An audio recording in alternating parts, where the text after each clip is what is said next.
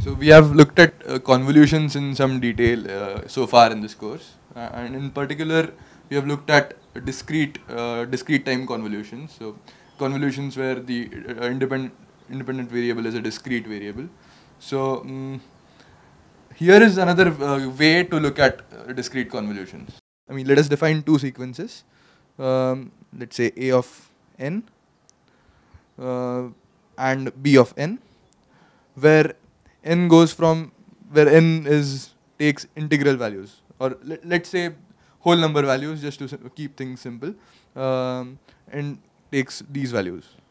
So to further simplify it, let us assume that A of n and B of n are both non-zero up to some point, after which they are zero. So n does not go up to infinity, but it goes up to some finite value. And after that, the both of these sequences are zero. So we need to find the convolution of these two sequences. So let us define these polynomials.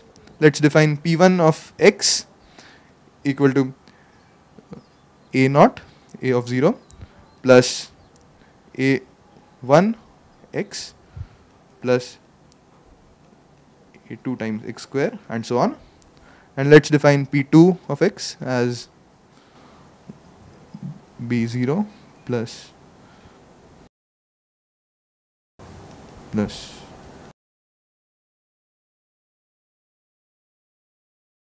Okay. So now let us look at what happens when you multiply these two polynomials.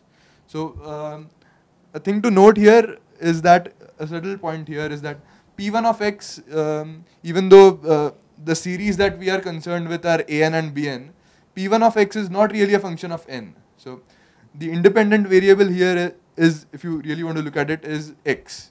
So these are just some functions that we have defined just as a tool to simplify this convolution. So x is not really the variable that we are concerned about, but it is the independent variable in these two definitions. So now let's multiply these two polynomials. Let qx equal to p1x into p2x. So this is just a simple multiplication of two functions. So this is not a convolution, but let's see what happens when you do it. So this we can expand it as. Now let us look at the coefficient of the term, let us say x raised to 5. So we are looking at the coefficient of x raised to 5 term. So what are the different ways to get x raised to 5? So to get x raised to 5, you can take the constant term from here and the x raised to 5 term from here, or you can take the linear term from here and the x raised to 4 x to the power 4th term here. So there are 6 possible combinations in which you can end up with x raised to 5. So let us look at the c. So what's that going to look like? So let's call the coefficient c of 5 times x raised to 5, and that is going to look like this. So this is a of 0 times b of 5 into x raised to 5, that's right, plus a of 1 times x times b of 4 times x raised to 4, yeah, plus a of 2 x square times b of 3 x cube, plus a of 3 x cube times b of 2 x square, plus these are the only ways in which you can end up with x raised to 5.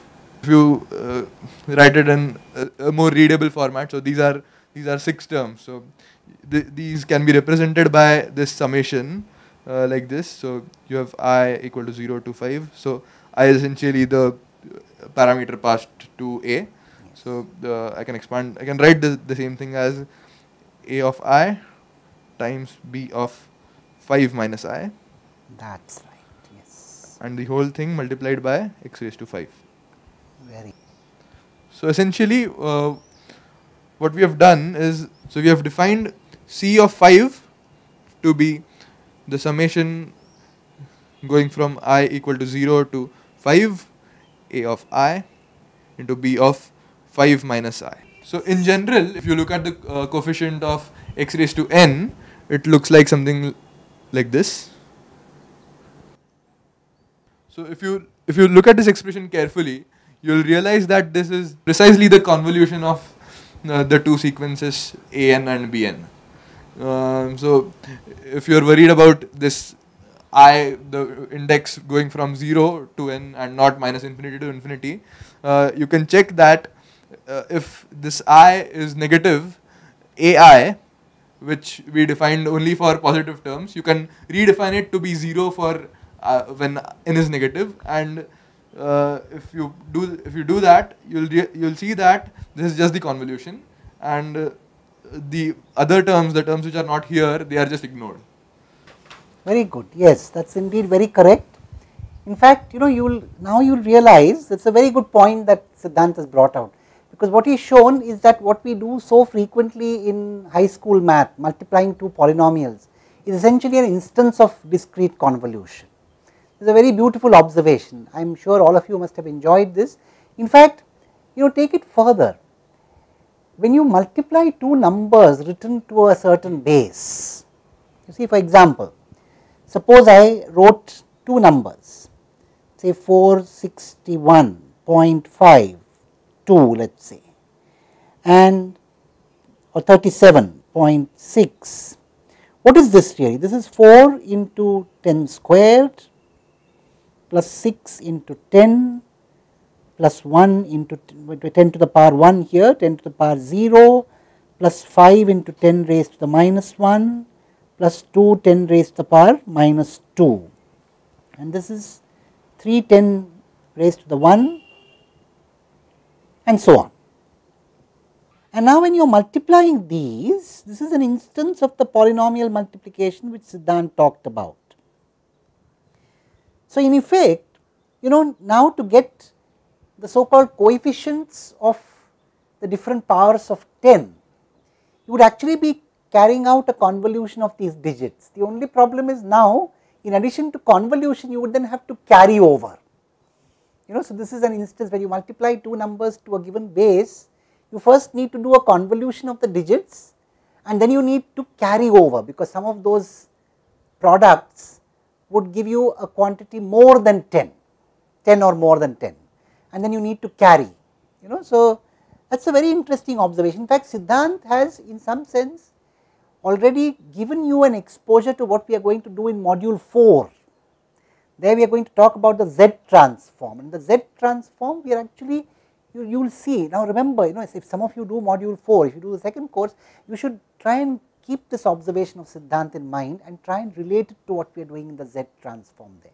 So it's very interesting, but for now, even the observation in its own right that polynomial multiplication is essentially an instance of convolution is very useful to understand convolution, and we must definitely appreciate Siddhant for having done a very good job in bringing this up.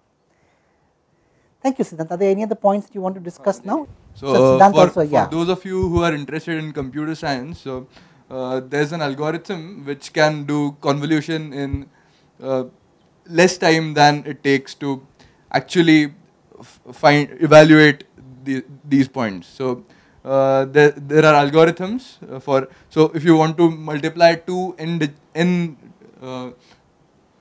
two sequences of length n, so there are algorithms that can do it in time n log n instead of the usual way, which would take n square.